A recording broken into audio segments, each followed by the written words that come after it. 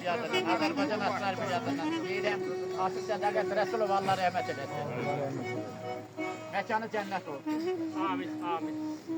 Və onun ustadın öz vəsiyyətini yerinə getirir, onun evlatları vəsiyyətini və onu belli sazla onu son mənzərə yola salır. Allah bir daha rəhmət eləsin. Mən Azərbaycan Aşqarı Birliği'ndən deyirəm.